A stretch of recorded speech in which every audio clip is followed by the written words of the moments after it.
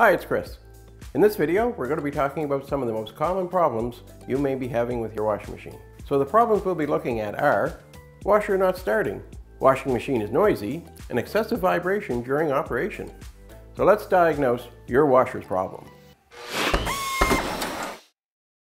So problem number one, washer not starting. So first thing we're going to want to take a look at is your power supply. And although that may sound a little funny, you'd be surprised how many times you don't look at your fuses or your circuit breakers, and that's really the problem. And make sure your machine's plugged in. The next thing we'll want to check is your timer or your control board. If your machine has a timer, be it mechanical or electronic, you're going to want to just move that dial around and see if you're hearing any noises from your machine at all, if it'll do some of the cycles or not any of the others. If it's an electronic model, you want to see if it has a display, if it's showing any error codes, and that'll help you decide which route you're going to go. The next item you're going to want to take a look at is your lid switch, or if it's a front load, the door latch switch. You want to take a look at the lid or the door and make sure that the little pin that activates the switch or the door latch is not broken. If it is, you'll look to replace it.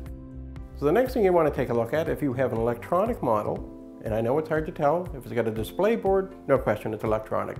If your timer, when you go to turn it, just rotates nice and smooth with a few little clicks, it's electronic as well. If it is, then it's got a noise suppressor. The noise suppressor can actually shut down your entire machine. And a noise suppressor does not reduce noise that you can hear.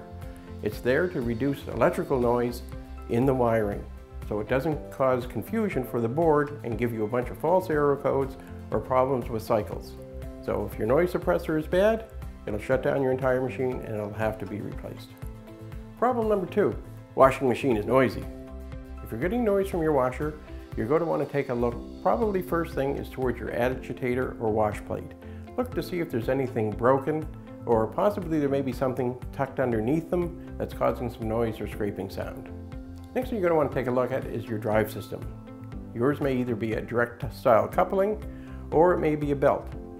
Whichever version you have, you're going to want to check that just to see if there's any wear, and if there is, you'll need to address that and replace the worn components. One of the other causes for noise in a washer is your water pump. Now, it can either be something in your water pump, some debris that's floated through from your clothing that's made its way into the pump, in which case, a lot of times you can simply access your pump and remove that debris that's in there and you may be fine.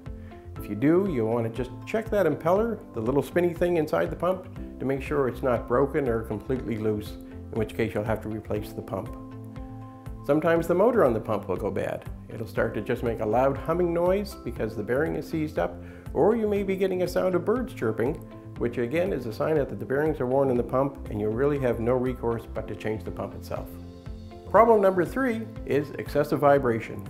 And that vibration can be caused by a few things. First of all, you want to check and make sure your machine is level.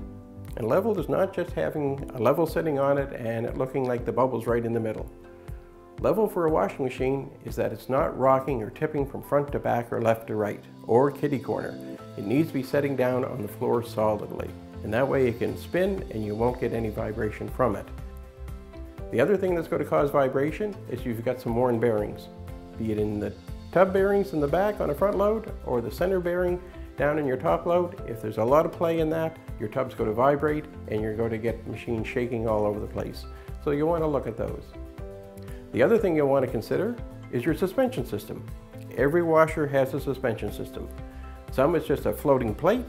Some are basically floating across the bottom of the machine that have springs holding it in place.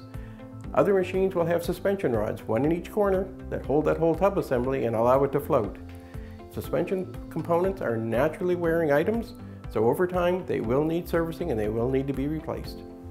Thanks very much for watching. Hope we've been able to give you some tips on how to diagnose the problems you may be having with your washer. For more great videos, don't forget to subscribe.